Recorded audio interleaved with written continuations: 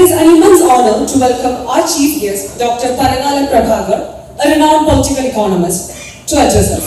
Let us give him the loudest round of applause.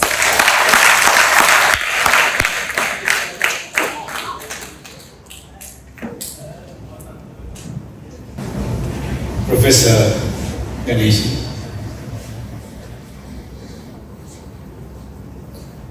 Janab Farid Rahmani,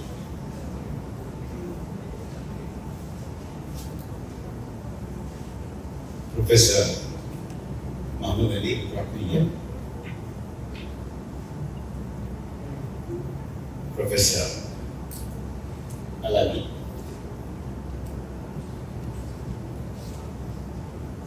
Janab Nalakat, Dr.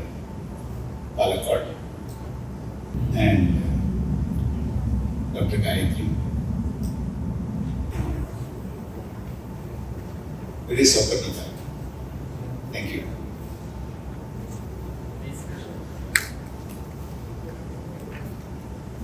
My greetings to all of you.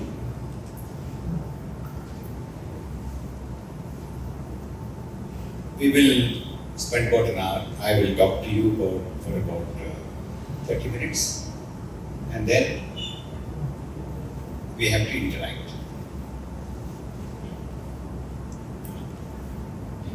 You know, I have been watching all of you while sitting here when I heard the speeches. And I must thank you, all of them, for saying so many kind words about me. Thank you all very much. While I heard their speeches, I have been very closely looking at you. In fact, I've even counted you. Sir, you know very well, I'm a very frank person. I don't say one thing in front of you and I don't say something behind your back. Whatever comes to my mind, I speak out. So when I was looking at you, I formed an opinion about all of you. Shall I tell you what I thought about you? Yes. But you should not mind, because I am very frank. Shall I, sir? Professor Ganesh? When I was watching all of you, my impression about you was, you're all gems. You're all diamonds.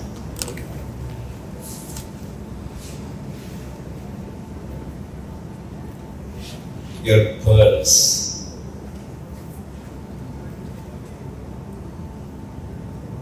You're so impressive. The very fact that you're sitting here in this great institution shows your merit and your desire to know things and to learn things. Otherwise you will be here. Isn't it? You will not come here just to while away your time. You are here to acquire knowledge and go forward in life. I said that you're so impressive with your diamonds, gems and pearls, not just to please you, because I have been to so many campuses and I'm very impressed with the people of your age, your generation. I have a lot of hope that with this kind of a bright minds, India will progress.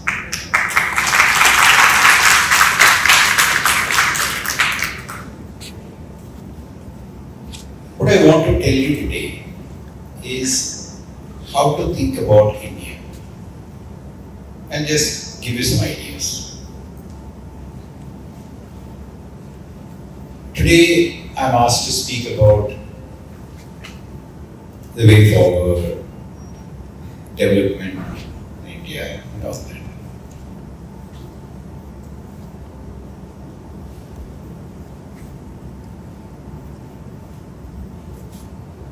Suppose if all of you are intelligent, Oxford will be an intelligent institution, isn't it? If all of you are very knowledgeable, Oxford is a knowledgeable college. If everybody in India is healthy, India is going to be. You can speak, no, they won't do anything, they won't say anything. Have you told them not to speak? They can speak. If everybody in India is healthy, India is a healthy country. If everybody in India is wealthy, India is a wealthy country. If everybody in India is strong, India is a strong country. If everybody in India is a knowledgeable person, India is a. If everybody in India is smart, India is a smart country. If everybody in India is unhealthy, India is unhealthy. If everybody in India is poor, India is poor country. If everybody in India is illiterate, India is illiterate country. Therefore, if everybody in India is wealthy, India is a wealthy country. So, in order to make India a developed country, what do you have to do?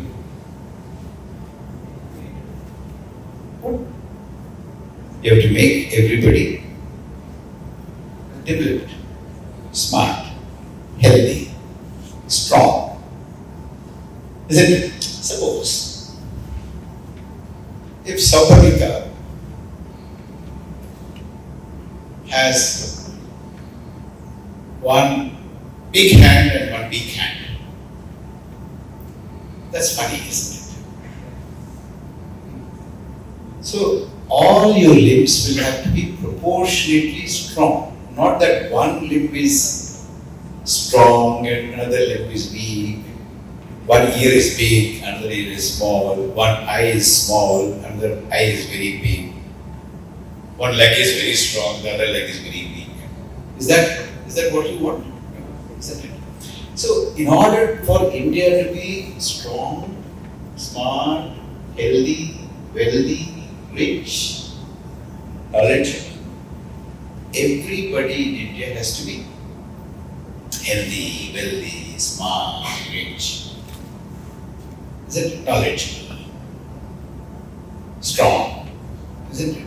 Not only some, but everybody. Only then you call a country or an institution or a village or a district or a state. Otherwise, one arm strong, one arm weak, one leg strong, one leg weak. It's not that. So everybody, which means make India a developed country, everybody in India should be a developed person. Every family in India should be a developed family. Every village in India should be a developed village. Every district in India has to be a developed district. Every state in India has to be a developed state. Then India is a developed country. What is a developed country? what is development? I'll tell you, generally, when you see a huge highway, a big tall building, then you say, it's developing. Isn't it? Generally, that's the impression.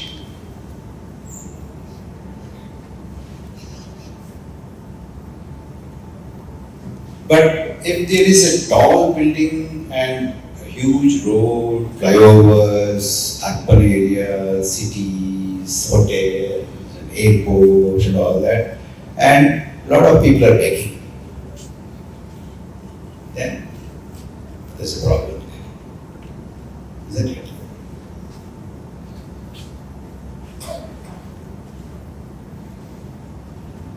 You see, when India became independent,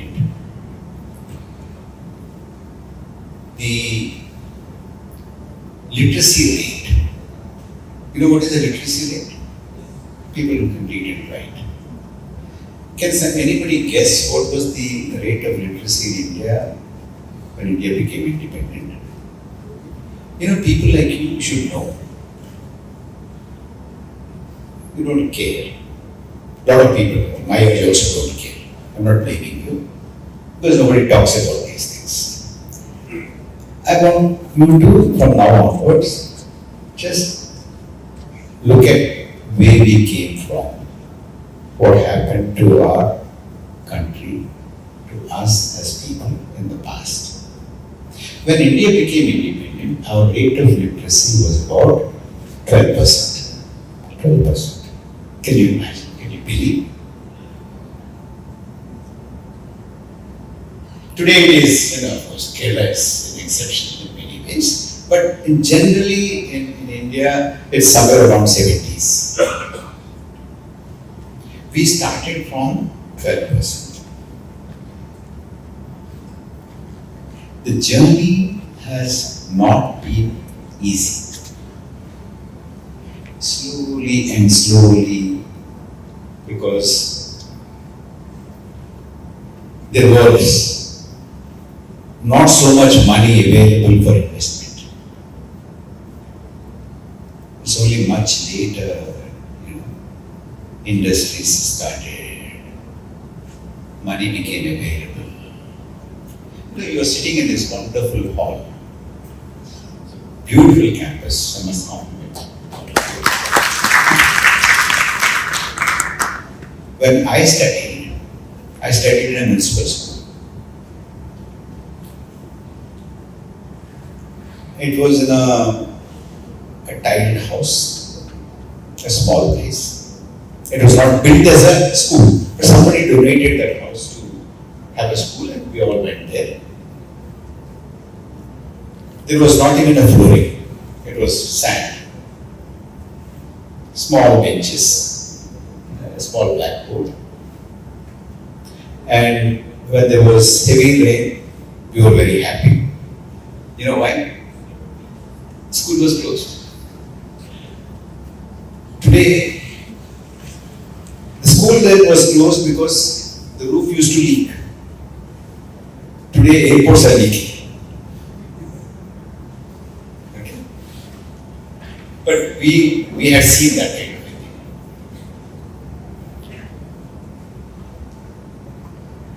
Slowly and slowly, things improved. Because there was an attempt to bring everybody up, not only small number of people. Let anything happen to all the other people, but some people, they should come up, they should earn money. That was not there. Nowadays,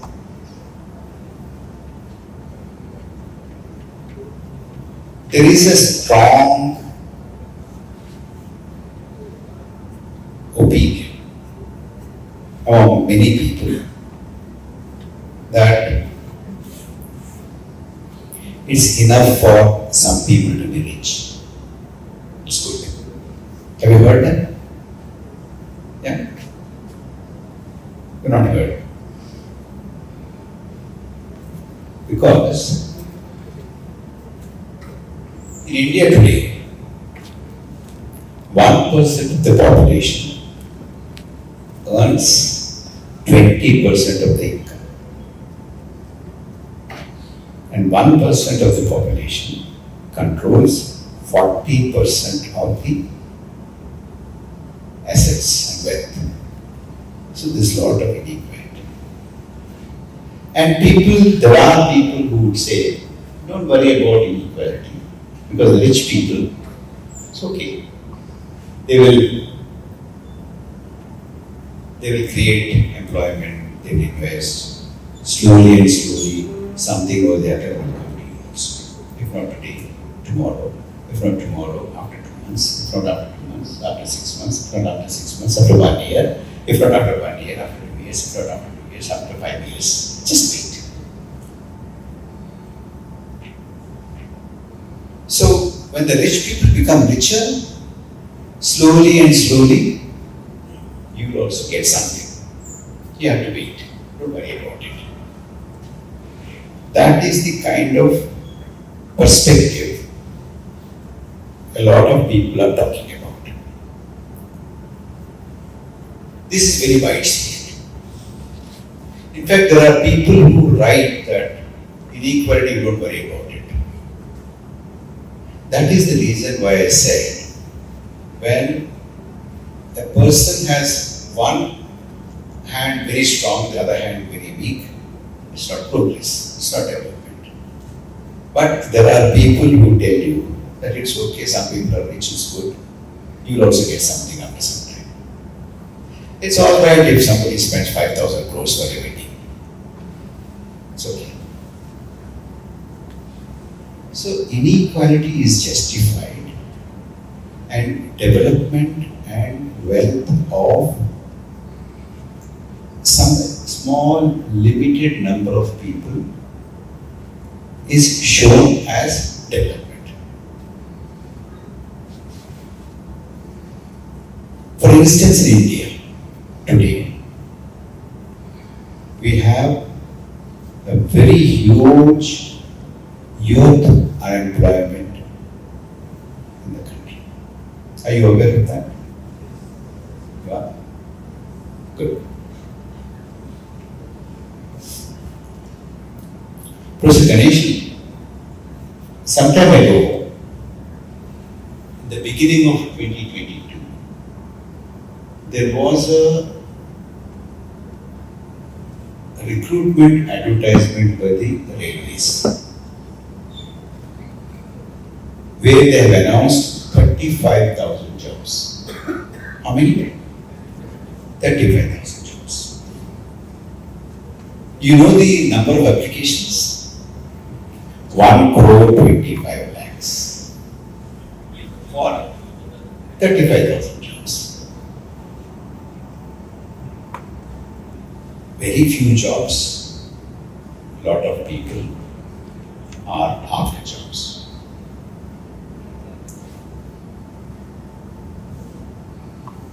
There were some very normal jobs announced by some airline company, 600 jobs. You might have seen in the social media the footage of thousands and thousands of young people going for applications. People are desperate to get jobs. No jobs. A lot of people are settling for minimum wage work under the National Rural Employment Guarantee Scheme. And today, the price rise is very high.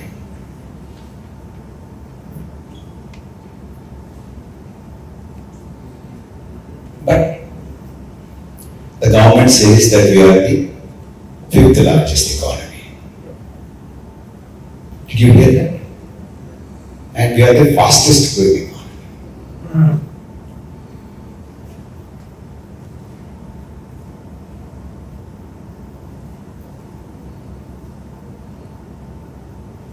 If in a country there is huge unemployment, how can that economy be fifth largest economy and the fastest growing economy? Whose growth is that? It's not your growth, it's not my growth. Whose growth? Some people are growing anyway. So, do you consider that as development?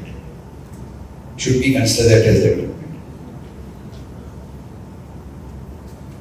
And if we don't consider that as development, if you want everybody to have opportunities, education, employment, decent wages, decent salaries, decent education, decent health care, decent infrastructure, decent protection. So, that is the kind of society which is a developed society. Not that some people have big cars and some people have big houses and some people have, opportunity to travel by flights and airports and all that. Most of the people should have.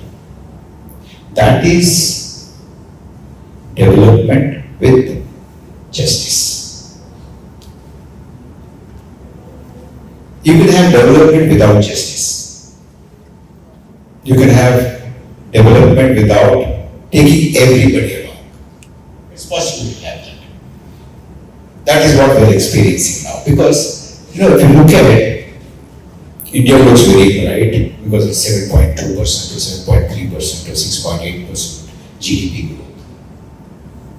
But at the same time, 24% of the young population in this country are unemployed.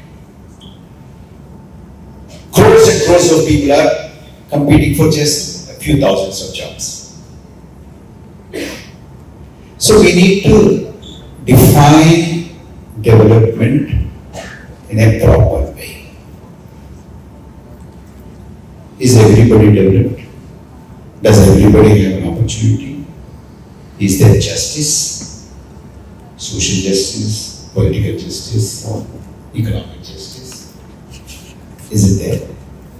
Or is it only for some people it is development and for a large number of people it is denial of opportunity, denial of jobs, lack of incomes? That's not development. So, in that sense, India faces a lot of challenges. The first challenge is to use the talent, the skill, the intelligence of people like you. If suppose tomorrow after you get out of this college, you also join that 1.2 lakh, 1 crore 25 lakhs people to, apply for a railway job, a constable job. You studied business, economics, international business, but then you are ready to go and join as a constable. What does it mean? That, it might be a loss to you, all right, but it is a loss to the country. Because your intelligence, your skill, your talent cannot be used for the development of the country. So that is a loss. Therefore, what we need to do is have an economic development strategy where everybody gets a decent life. Everybody has an opportunity to develop. Every family has an opportunity to progress. That is the kind of economic development strategy one should have. That is the challenge. One can show the figures that we are developed. For instance, you might have heard that India is the 5th largest economy. in the GDP terms. You heard about that? Okay. GDP is the gross, you're economic students, some of you are, I don't know. Gross domestic product. All the incomes are added, and that is the gross domestic product. In gross domestic product, what counts is the number of people that live in a country, isn't it? If there are more number of people, your gross domestic product is larger. If there is less number of people, the gross domestic product is smaller. Because you are just adding up.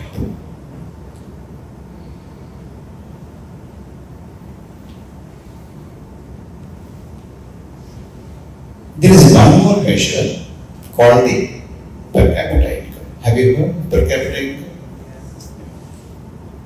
But India is the fifth largest economy in terms of GDP. But it is 139th in terms of per capita income. So which measure you have to be proud of, or which measure you have to be worried about? What is more important? Per capita. Even per capita income is not very correct measure. I'll tell you how. For instance, Professor Ganesh and I together, because we are, just imagine a situation where only Professor Ganesh and myself are in the economy. And our GDP of our economy is 1 lakh rupees. In which Professor Ganesh's income is 99,000 and my income is only 1,000. But the per capita income, how do you arrive at per capita income? By dividing it by the number. So 1 lakh divided by 2 is 50,000, but I am getting only 1,000. But our per capita income is 50,000. So even that is misleading. But still,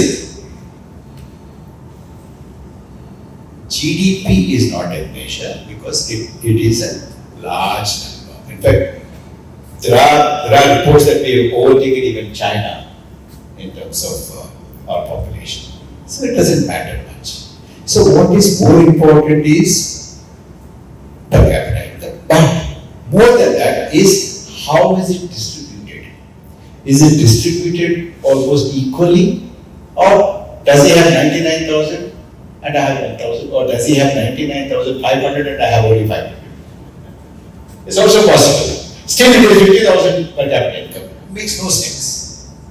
So we need to see, for India to be a developed economy, developed society with justice, that everybody has more or less equal amount to look after themselves, to take care of their health, education, life, food, shelter, and all that. So if that is not taken into consideration, only some figures are given, 7.2, fifth largest economy, fastest growing economy, we have that much, the World Bank is saying this, IMF is saying that, somebody else is saying that, makes no difference. What makes a difference in India is, because you see, you must understand, India is a large country. India is a diverse country. India is a plural country. It has many languages, many regions, many religions, many castes, many opinions. So, if everybody is not carried along, if only some people are favored, most people are left behind, that is not a developed economy, that is not a developed country. If anybody, tell me answer one question frankly. You all speak Malayalam, totally. You love Malayalam? I speak Telugu. Do you hate Telugu? No. But you say that you love Malayalam. You love Malayalam, but you don't hate Telugu. How is it possible? Is it possible? It is possible. It is possible to love Malayalam and not hate Telugu. It is possible. It is possible to love Kerala and not hate Andhra Pradesh. It is possible. Why is it not possible to love your religion and not hate another religion? It is possible, isn't it? You can love your religion and not hate the other religion. Do you all love your mother? She's wonderful, you think. But my mother is also wonderful, not your mother. If I say that, don't I look stupid? Yeah? See, he's saying I look stupid. If I say that only my mother is great, then that is stupid. I love my mother, you love your mother. You love Kerala, I love Andhra Pradesh. You love Malayalam, I love Telugu. I love my mother, I don't have to hate your mother for that. I can love Telugu, I don't have to hate Malayalam. I can love Andhra Pradesh, I don't have to hate Kerala.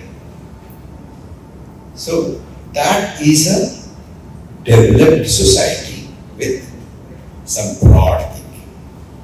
So a developed economy is where everybody has an opportunity.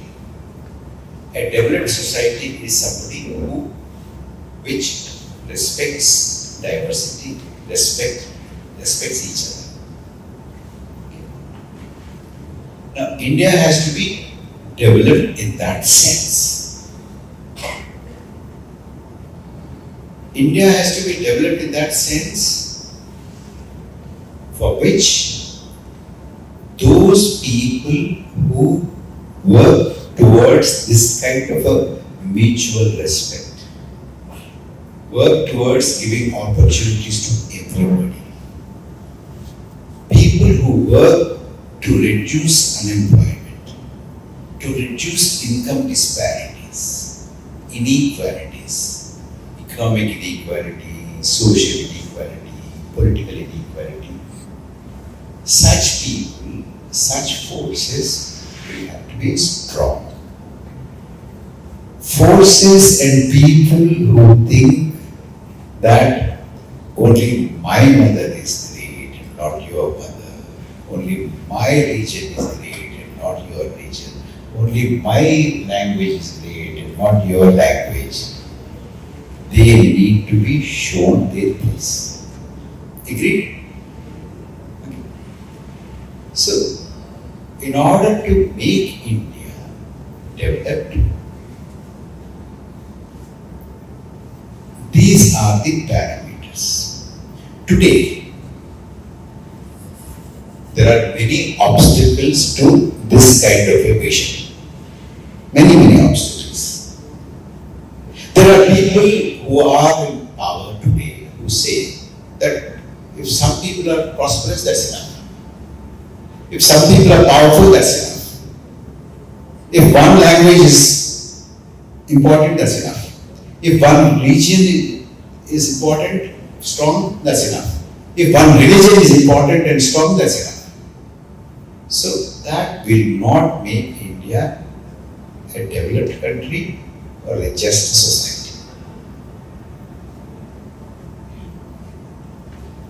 I want people like you. Because you see, we are all, maybe, somebody like him may be around for another 40 years or 50 years. But we are all, maybe 20 years, 25 years, 30 years to go by. But you are going to be around for a long time. So you need to make this country safe for yourselves. And the reason why India is now in this stage is, it may be difficult to accept, sir, we failed. Didn't we? Honestly speaking, we failed. That is why we have this much of unemployment, this much of poverty, this much of inequality, this much of hate. We have that. Because we failed. I don't want you to fail. So, in order to make India a prosperous country, a developed country, now you know what the challenges are, what the obstacles are. Now you know what the objectives are. So I want you to think wherever you are. You are going to be business leaders, you're going to be in different fields of life, in different walks of life. Maybe some of you will go abroad, some of you will go to different places, some of you will occupy very important positions. Please keep this in mind. That ultimately, what is important is to have a just society. Justice is important, not injustice, not discrimination, not inequality. Equality, mutual respect is important. Thank you very much.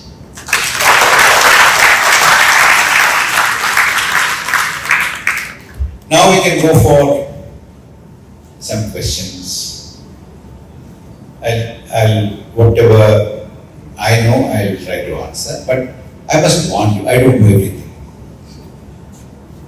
Just because I'm sitting here with these people, they're nice and they told nice words about me, that doesn't mean I know everything. Okay? I'll try to share my thoughts as much as possible. I must also tell you one more thing.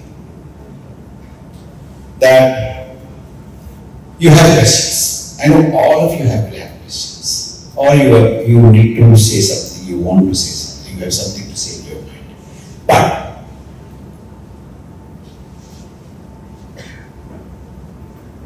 if I say this, what will happen? Everybody might laugh. They might think that, oh, this person doesn't know even that much. What will I think? What will these people think? What will all the other people think? So you will hesitate. You don't ask questions because of these things. I can tell you one thing. Nobody will laugh. Nobody will find fault. Nobody will think that you don't know anything. In fact, if you stand up and ask a question, there might be some more. One more presentation is, I have this question, but I don't know how to say it in English. You don't have to say it in English. You say it in Malayalam, somebody can translate that. Don't worry about that. And somebody will stand up and they have a question in their mind, but they'll start shaking. They'll forget the question after 2-3 words. Why did I stand up? I don't know what the question is now. I forgot the question. That happens, isn't it? Forget about it. Just stand up, say boldly what you want to say. You don't think anything. In fact, I'm telling you, if you stand up and ask a question after this meeting is over, you go out, everybody, all you friends are very good, wonderful. You ask wonderful questions. They will appreciate it. Don't worry about it. Don't be afraid of asking a question. Just stand up and ask a question boldly. Okay? None? You know, I've been to many campuses. When I went to campuses, sir, Ganeshji, if 10 questions were asked, 7 or 8 questions come from girls. Boys don't ask questions because they know everything. No? Okay. Try and ask questions. And I want as many girls as boys. Don't worry about your grammar, don't worry about your language, don't worry about, whether you can say it or not. You can say it, I know. You're jealous, I told you. You forgot? No. If you're jealous, don't let me down. Now, shall we start? We have some time. About 20-25 minutes we can spend. Yeah. Now, it's about 5 to 12, up to 12:50. Yeah. One more thing. If your teachers have, prepared you to ask some questions and you get up and just read it out, no, I'm not entertaining those questions. Only if you ask me genuinely, Gayatri, no questions reading from slips. I can make out. I can make out whether it is your question or your teacher's question. Whether your teacher has prepared it or you prepared it. Okay? Chalo, let's start.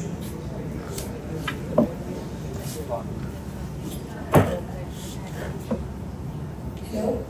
Good afternoon, sir. Good afternoon. I'm Ajiba from PGDM department, and I would like to know, in many sectors, actually, the innovation that is in technology has helped in many ways. When coming to economic sector, how actually does it have helped in the transformation of India's economy? Good. It's your question. See, when I'm telling everybody, that's what happens when you're asking this. Ajiba, technology is good. Technology has transformed lives. Technology has improved a lot of societies. At some stage, we need to choose what kind of technologies are suitable to us. Because, as far as economy is concerned, you all know that India is a labor-abundant economy. We have too many people. And instead of employing people, if you employ technology and don't employ people, if the technology is labor replacing technology, then like we have today, you can have growth, but there is no employment. So you need to have a very innovative approach of in which sector we can bring in labor replacing technologies and in which sector we need to have technologies that can improve the productivity of the labor. There are two ways of using technology. One is to replace it. Instead of 10 people working, you bring a machine, 10 people are out of job, and the machine does it. Another way of employing technology is that 10 people are working, but if you bring in the machine, these 10 people, instead of producing 100 goods, they produce 500 goods. Okay? So, deployment of technology has to be not what America does, because America has labor scarcity. They don't have many people to work. In Europe, they don't have many people to work. But we have no scarcity of labor. We have a lot of people. So we have to use technology in order to increase the productivity of our labor force, rather than replacing the labor force. Okay?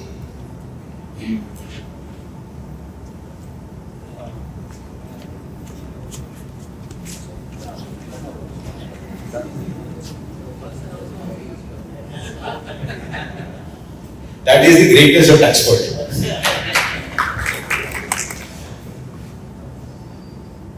Good afternoon, sir. Good afternoon. First of all, I would like to tell you one thing that you mentioned something. You people are failed and to bring any changes in the economy. I would like to tell you that you people actually build us a big base for this thing that we can change in this. Good. Thank you, sir, for that.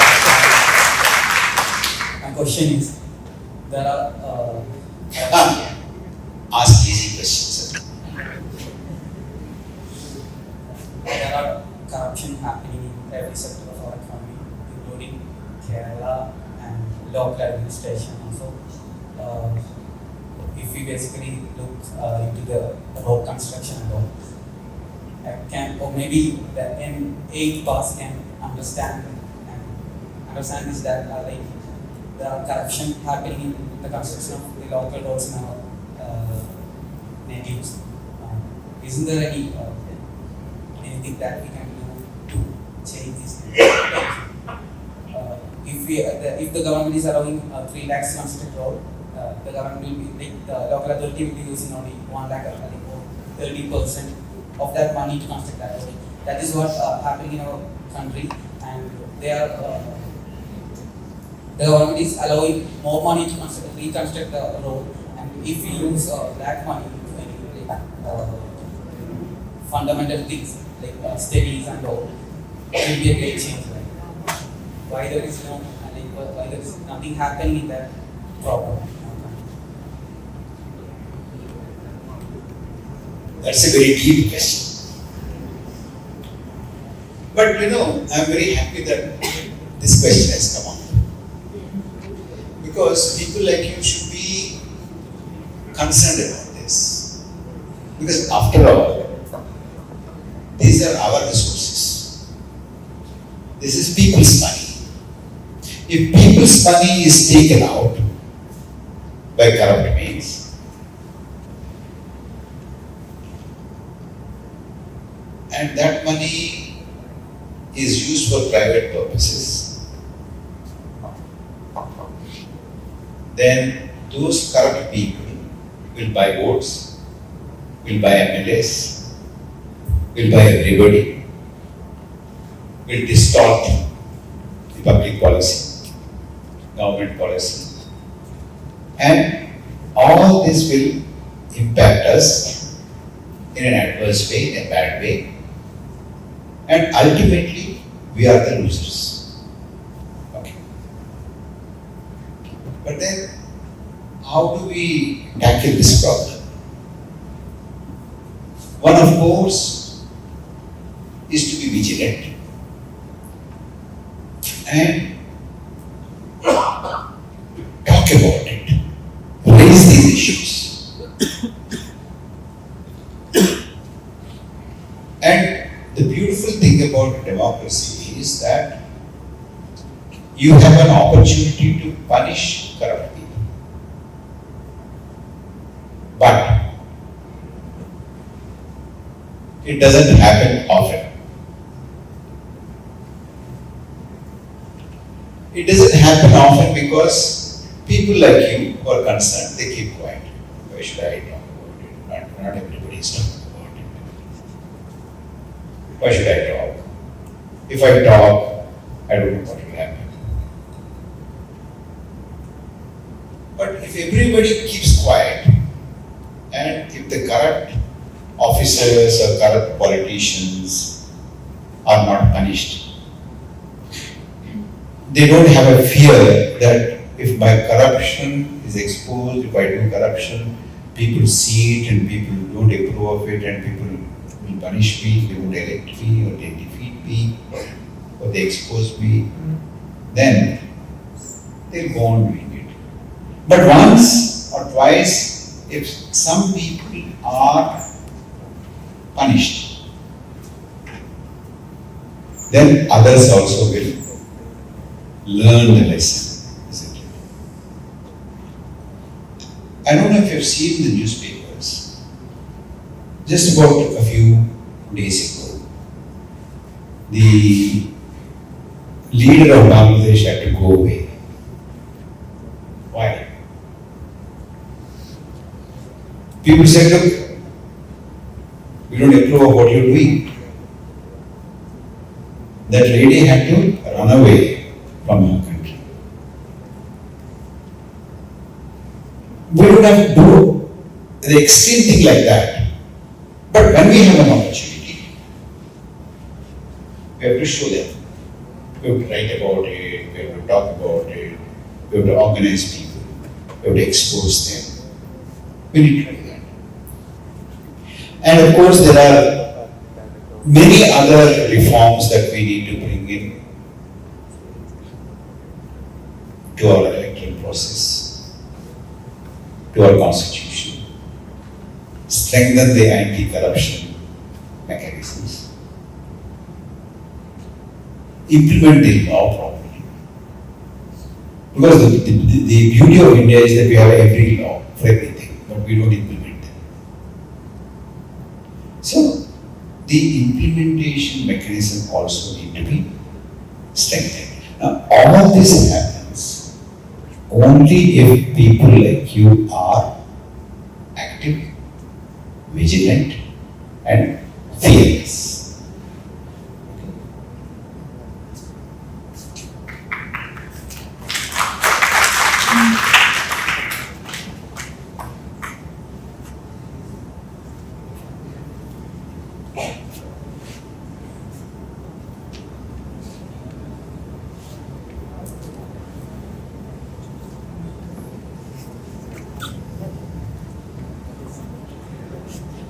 So, Dr. Sir, first of all, thank you so much for gracing us with your presence today.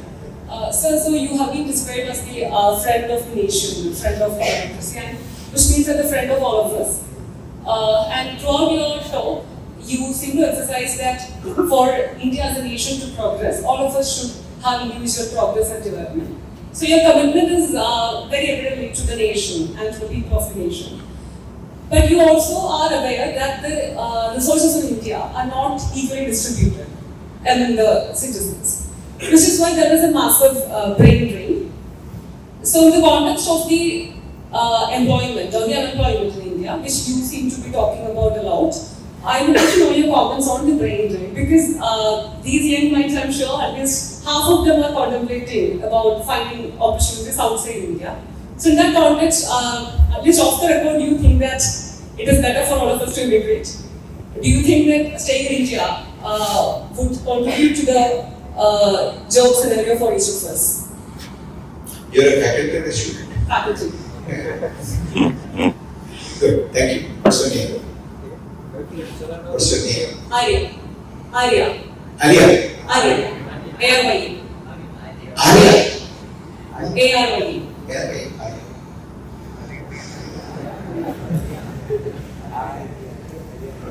What?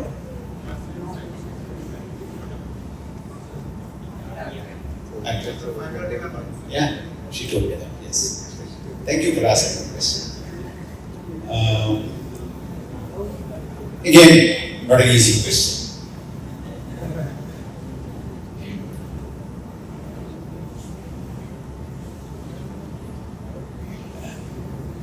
When young people leave India, it's a loss to India. But if young people leave India, go out and get more qualified, more skilled, more training, and then come back to India after 5 years, after 6 years, after 10 years, then it will be gain to India.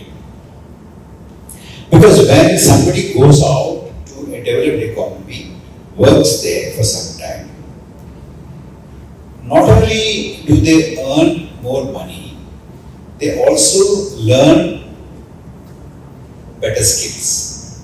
And with more money and better skills when they come back, it's a gain to India. But if they go out of India and say, oh my God, what is this country? I just can't live in this. I will not come back here. And if they go out with that kind of a mind, then it's a loss to India. That is when your brain drain comes. If they go out and earn better money, more money, skills, and come back, then it is a brain trust. It is just going out to acquire more resources and more talent. Therefore, if the young persons are going out, we have to make sure that they go and come back. Now, You can't force them. What you can do is to create conditions in this country which are going to be attractive to those people who have gone out. And after going out, they should think, now India is very good. I want to go back, I want to go back, I want to come back. That is the responsibility of people who are living in this country. Now, if we kind of create conditions where people think, my God, I can't live in this country, then that is a problem. There is one more aspect to it, that if people are leaving because there are no opportunities here, and even after 10 years, 15 years, 20 years, there are no opportunities, then they won't come back. So the situation will not improve. So if the opportunities in this country are as good as opportunities anywhere in the world, there is no reason for anybody to leave unless they leave for learning better skills, not for any other reason. So that should be the responsibility of the people who are in power, who are in decision-making positions, who run the government, who run the economy. It is the responsibility of those people. So whether somebody leaving becomes a brain drain or a brain trust depends on how we run our country and how we run our economy. Is it okay, Arya? Yes. Thank you. Thank you. Sir, That's the last one. sir, I'm Shaisha. We all know that our country is still a developing country. My question is, what are the key sectors that India want to take attention for to achieve a developed national status? First of all, you have to, as I said, you have to be clear about what is a developed country. Are you clear? What is it? Developed country means good infrastructure and Big buildings, big roads, not just five-star hotels. Yeah. not like that. All people in our country must be literate and know about all things. So you are thinking like me. Yes. That's great. Both are same wavelengths. Okay. So the challenge is first of all to create opportunities for everybody to work, to earn a decent living. Only then somebody can contribute to the prosperity of the society. There should be justice in the society. That nobody should feel discriminated, nobody should feel that I have no opportunity here. Nobody should feel because I am born in this region or in this religion or in this caste, I will not have growth at all. That should not be there. Only then the talents are unleashed. Only then the economy progresses. See, it is a very dangerous propaganda that we come across, that freedom and development don't go together. It's very dangerous. It's not true. Development is not possible without freedom. These two cannot be separated. If you are not allowed to do anything, if you are deprived of your even livelihood or life or your freedom of expression or work or to talk or to acquire knowledge, then how can a society develop? Therefore, creating employment opportunities, selecting the technologies carefully so that the technology should not replace the labor but should enhance the productivity of the labor. This is the way we can overcome the many challenges that we have today. So our planning, our budgets, our economic strategy will have to keep this in mind. So there should be a lot of investment in education, in healthcare, in connectivity, in giving opportunities to people, in giving them the framework where they can work productively or invest, and there is no fear for life. That is when India can develop even faster. Freedom and justice are very, very essential. There is no point in showing to the world that we are growing at 8%, but 82 crore people are waiting for the ration. See, when 82 crore people are dependent on 5 kilos of rice, how can you call that a developed country? A developed country is such that 82 crore people have income to buy whatever they want. That is when a country is considered developed. Not because a country, the government chooses to give you 5 kilos of food grains. Thank you.